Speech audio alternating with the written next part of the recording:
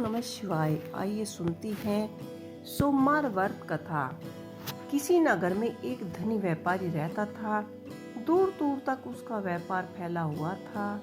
नगर के सभी लोग उस व्यापारी का सम्मान करते थे। इतना सब कुछ संपन्न होने के बाद भी व्यापारी बहुत ही दुखी रहता था, क्योंकि उसको कोई पुत्र नहीं था, जिसके कारण अपनी मृत्यु के पश्चात व्यापार के उत्तराधिकारी की चिंता उसे हमेशा सताती रहती थी।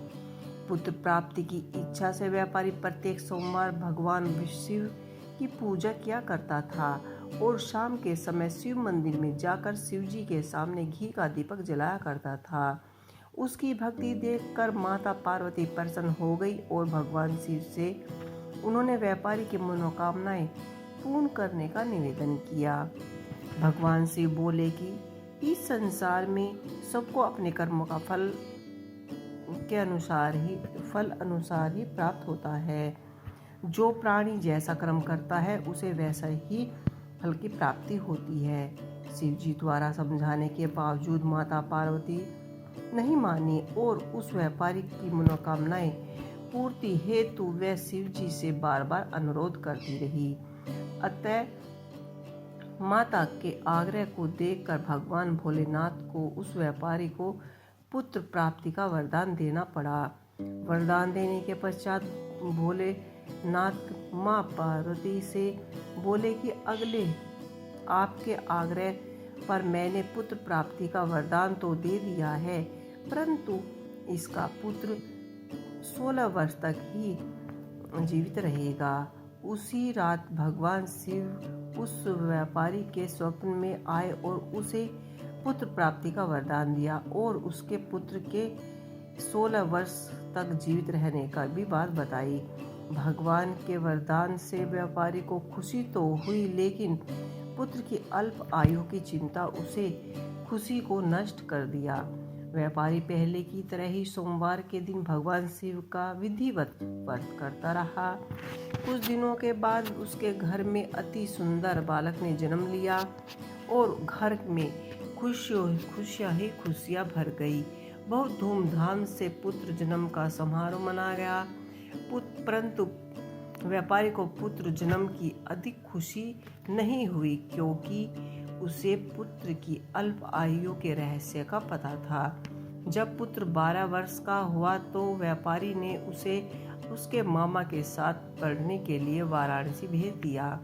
लड़का अपने मामा के साथ शिक्षा प्राप्त हेतु चला गया। रास्ते में जहाँ भी जाते मामा भांजा विश्राम हेतु रुकते, वहीं यज्ञ करते और ब्राह्मणों को भोजन कराते। लंबी यात्रा के बाद मामा भांजे एक नगर में पहुँचे। उस दिन नगर के राजा की कन्या का विवाह था, जिस कारण पूरे नगर को सजाया गया था। निश्चित समय पर बारात आ गई, लेकिन वर पिता अपने बेटे की एक आंख के काने होने के कारण बहुत ही चिंतित थे। उसे भय था कि इस बात का पता चलने पर कहीं राजा विवाह से इनकार ना कर दे, इससे उसकी बदनामी भी होगी।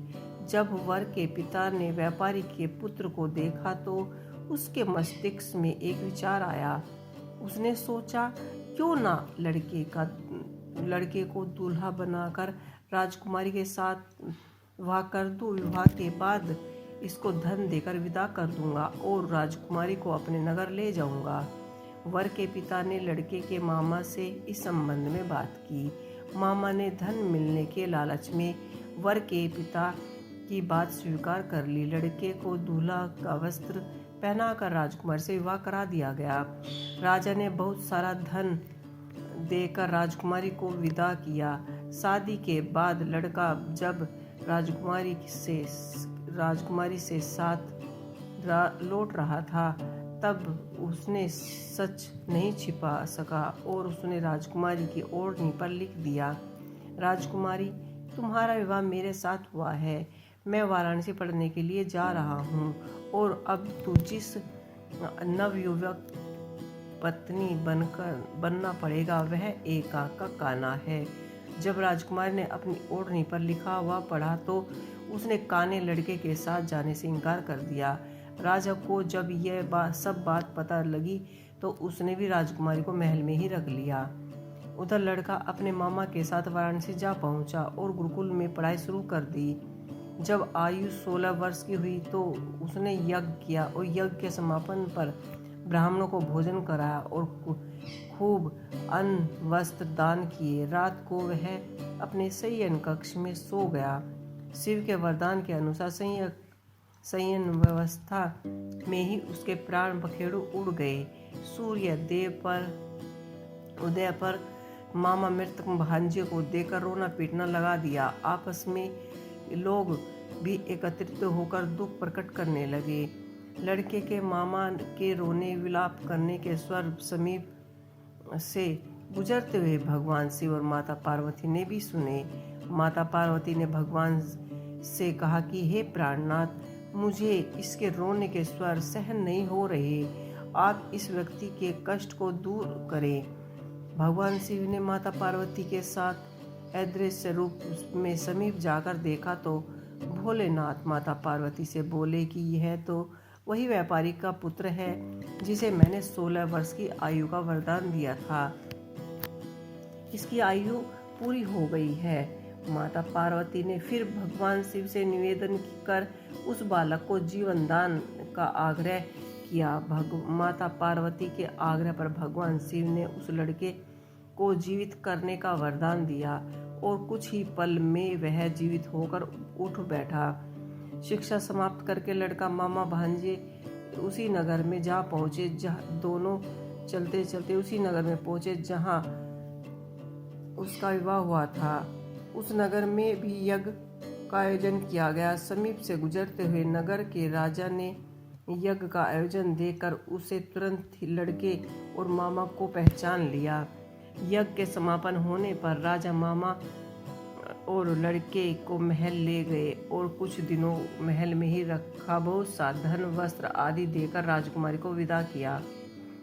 इधर भूखे प्यासे रहकर व्यापारी और उसकी पत्नी की बेटे की प्रतीक्षा कर रहे थे। उन्होंने प्रतिज्ञा कर रखी थी कि यदि उन्हें अपने बेटे की मृत्यु का समाचार मिला तो वह दोनों अपने प्राण त्याग देंगे। परंतु जैसे ही उन्हें बेटे के जीवित वापस लौटने का समाचार सुना तो वह प्रसन्न हुए और वह अपनी पत्नी और मित्रों के साथ नगर के द्वार पर जा पहुँचे। अपने बेटे के विवाह का समाचार सुनकर पुत्र वधू राजकुमारी को देखकर उसकी खुशी का ठिकाना न रहा। उसी रात भगवान शिव ने व्यापारी के स्वप्न में आकर कहा कि हे श्रेष्ठ, मैंने तेरे सोमवार के व्रत करने और व्रत कथा सुनने से प्रसन्न होकर तेरे पुत्र को लंबी आयु का वरदान प्रदान किया है।